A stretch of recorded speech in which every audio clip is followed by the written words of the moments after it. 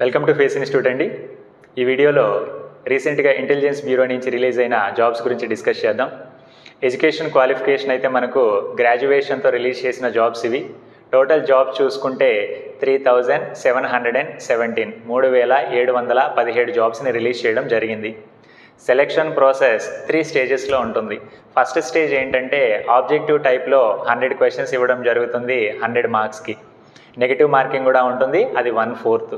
మరి అందులో సిలబస్ ఏముంది అని చూశారు అంటే కరెంట్ అఫైర్స్ నుంచి 20 క్వశ్చన్స్ ఉంటాయి, జనరల్ స్టడీస్ నుంచి 20 క్వశ్చన్స్ ఉంటాయి, యాప్టిట్యూడ్ నుంచి 20, రీజనింగ్ నుంచి 20, ఇంగ్లీష్ నుంచి 20, అలా మొత్తం 100 క్వశ్చన్స్ ఉంటాయి.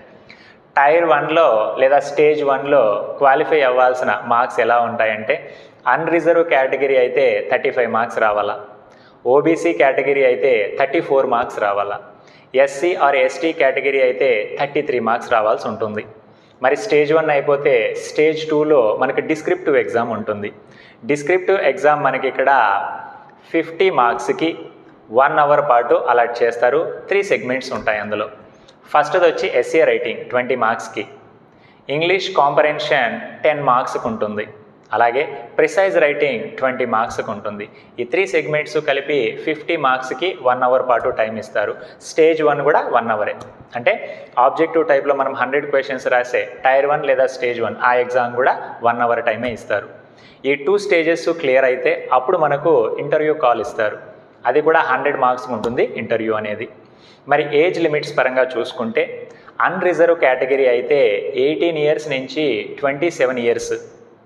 లోయర్ ఏజ్కి రిలాక్సేషన్స్ ఏమి ఉండవు, కానీ అప్పర్ ఏజ్ లిమిట్స్ రిజర్వేషన్స్కి ఉంటాయి. అంటే ఓబీసీ రిజర్వేషన్ ఉంది అంటే 27 ఓపెన్ కేటగిరీ లేదా అన్రిజర్వ్ కేటగిరీ కాబట్టి దానికి 3 ఇయర్స్ కలిపి అప్పర్ ఏజ్ లిమిట్ ఉంటుంది ఓబీసీకి. అంటే 30 ఇయర్స్ వరకు ఓబీసీ క్యాండిడేట్స్ రాసుకోవచ్చు.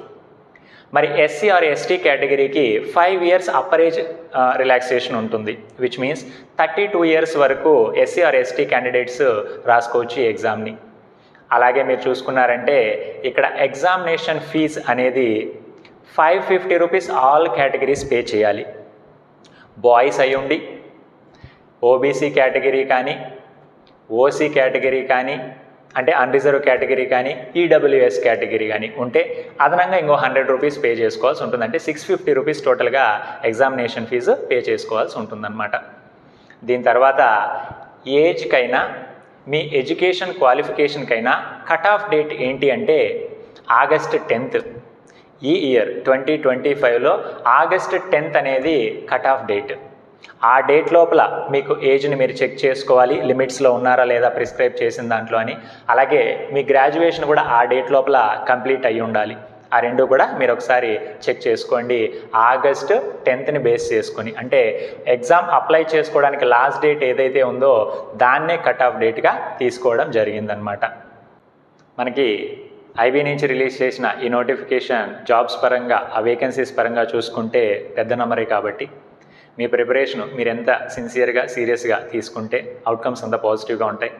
Last time cut off marks చూసుకుంటే టైర్ 1లో అన్రిజర్వ్కి 65 మార్క్స్ ఉన్నాయి, ఓబీసీకి అయితే 60 మార్క్స్ ఉన్నాయి, ఎస్సీ ఆర్ ఎస్టీ కేటగిరీకి అయితే 50 మార్క్స్ ఉన్నాయి. అది tier 1 cut off out of 100 marks. Tier 2లో అంటే డిస్క్రిప్టివ్లో కట్ ఆఫ్ ఒకసారి చూసుకుంటే ఓసీ కేటగిరీ అయితే 30 మార్క్స్ ఉన్నాయి, ఓబీసీ అయితే 25 మార్క్స్ ఉన్నాయి, ఎస్సీ ఆర్ ఎస్టీ అయితే 20 మార్క్స్ ఉన్నాయి. అది 50 మార్క్స్కి టైర్ 2లో. సో దీన్ని దృష్టిలో పెట్టుకొని మీ ప్రిపరేషన్ అనేది సాగించారు అంటే ఆబ్వియస్లీ మీకు పాజిటివ్ అవుట్కమ్స్ వచ్చే ఛాన్స్ ఉంటుంది. All the very best.